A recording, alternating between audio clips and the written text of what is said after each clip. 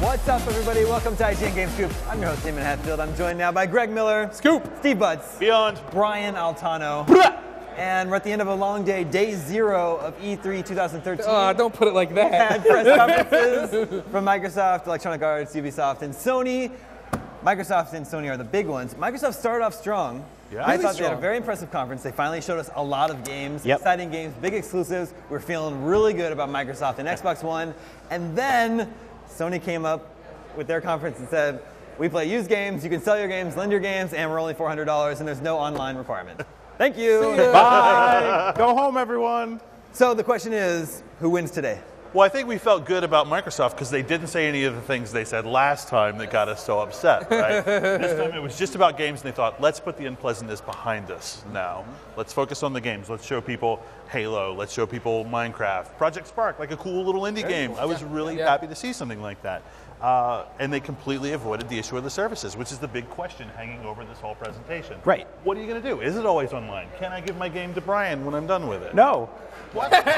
You can't give me anything. That's awful. No, it's awful. And, you know, they came out and they said, well, here's a lot of stuff to distract you from the fact that the last time we were here, we totally screwed up. Right. And Sony was like, we watched that too. And everything we're doing is in direct response. Like this was Biggie and Tupac. This is a Hulk Hogan and the Iron Sheik. You know, this was every classic brawl ever. Like every movie monster versus the young. It's like it was fantastic. I've never seen a press conference like this where they came out and they just punched Microsoft in the nuts. They were allowed to be so specific to the points that Microsoft had made that so angered gamers. Yeah.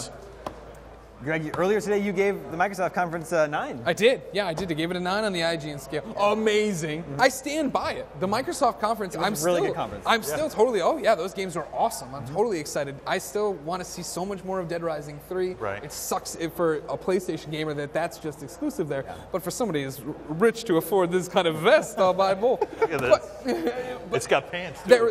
It does have pants. I don't show those often. But Microsoft had a great one with Metal Gear. I still think Rise looks started cool. really strong with Metal Gear. Rise looks cool. They started off with, saying that there was going to be these 13 next-gen Xbox-only games. They talked about that here's a new 360, and if we're going to give away free games with Xbox Gold. And they seem like they were on. And I keep saying, you look back now, and it's like Microsoft screwed up, but they didn't screw up. Right. They did really well. They just didn't say the things, the 3 things that Sony said. Right. Yep. Exactly. And like that is. When you look at Sony's conference, we talked about this the night before or whatever, when it happened live, right, that we had a conversation when we were watching the conference and it had gone about an hour. And Damon and I were like, this has been a solid conference, but it just hasn't been amazing. And I'm like, I'm waiting for the knockout. I'm waiting for Uncharted 4. I'm waiting for God of War. And then they came out, and the knockout was everything you don't like about Microsoft, we're not going to do. It's cheaper. Right. And then they didn't need the games. They ended with, the Destiny video, which was cool. It looks like it'll be a cool game. I don't know if it really knocked people's socks off.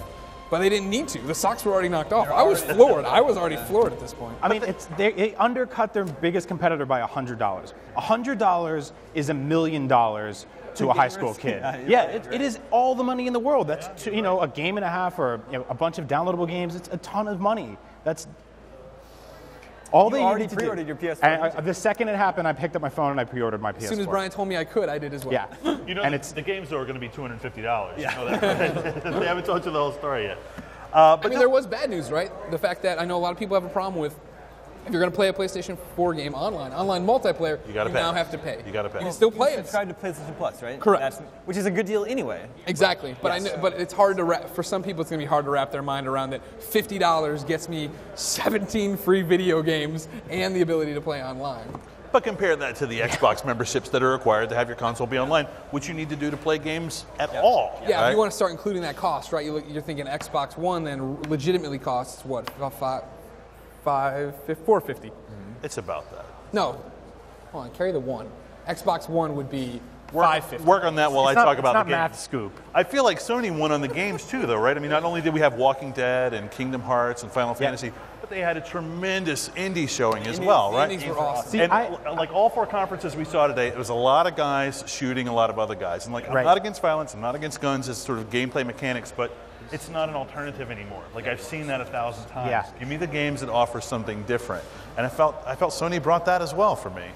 The indie lineup that Sony showed off was very impressive. Yeah, it was really cool. I was, we had a checklist of saying these are all the things Sony needs to do right now to knock out Microsoft, and they did all of them. And the one thing I really think they should have been like, well, we're done. Also, Uncharted 4 logo. Right. Peace. That's the one thing. And then just rolled off stage, and that was Right. it. And You they don't just even have light to their guitar on fire. And don't even play the music. No Nathan Drake. Just Uncharted with a number 4 next to it, and you're set. Just walk away. You don't have to make it for 3 years. We don't care. Just throw it up there. What about Mad Max? That didn't do it for you? That was a big surprise to me. I didn't know about that one either. I mean, I love Mad Max, but how much of our audience even knows who Mad Max is? I'm not sure it's a very popular franchise. Yeah. From the gamer's perspective, I thought The Order looked cool. I'm interested in knowing more about The Order 1886. Absolutely. From Radiant Dawn. Those are the guys who did the God of Wars on PSP. Critically acclaimed games. Yeah, it was a little Dishonored. It was a little Jack the Ripper. It was a little Supernatural. Van All these cool things that I like. The monsters. Yeah, what and was the Victoria. takeaway from that? It's when does that game take place? And It's what? like Time Top. It 1886. takes place like always. Yeah. Sorry. When they announced it, a PlayStation blog post went up, and it's basically alternate history, Victorian London. Right. This is what's happening with a little steampunk. Yeah, it was very steampunky. monster. Yeah. They just had modern weapons. And then, how can we forget 60s Batman skin, exclusive to the PlayStation? He had like the underwear was like slightly wrinkly on the Yeah, edges. yeah. I love that. I'm totally into that. too.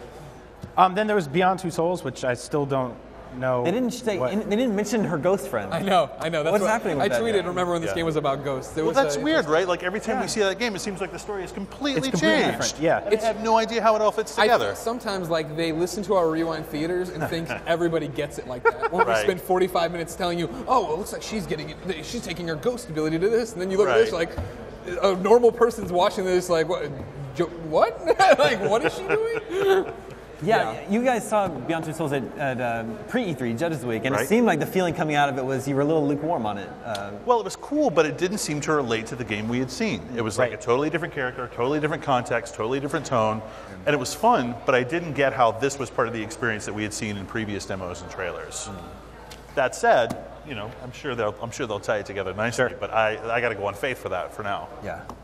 So, Steve, you think Sony won on games and policies? I absolutely think they did. I would say 100%. I'd say they won on policies. I prefer the Microsoft's game lineups. What do you guys think? I agree with that too. If you're coming away with a final takeaway, a final thought from me at least, it's the fact that I think for E3 and what E3 is designed to be, PlayStation won it. I think Microsoft had better games. I was more excited about their game lineup, but only because I already knew they came out and showed like updated versions for PlayStation games, right? Sure. And I was like, that's awesome. And then what I got excited about the PlayStation was the price, and then standing up for gamers like we've talked about, and doing all these different things. This is the time more than ever where you need to win on policy, because a few years ago Sony announced the PS3 and they said it's $599 US, and people said no. And had they said yes, game consoles would forever be $600+, but they weren't. And we changed that, right? And we spoke with our wallets. And this time around, Sony said, we're not going to do the used game thing. We're not going to rip people off. And they stopped that dead in its track. And if you're doing that, you're an ass. Right. And you're ripping people off. And that's the tone they set. And that's more important than any game in the world. The games will come later, but if the platform doesn't rip you off out the box, it's a good place to start. Well, we talk a lot about games transitioning from products to services, right? And so the service component is incredibly important. Yeah. And I think will be even more for this generation.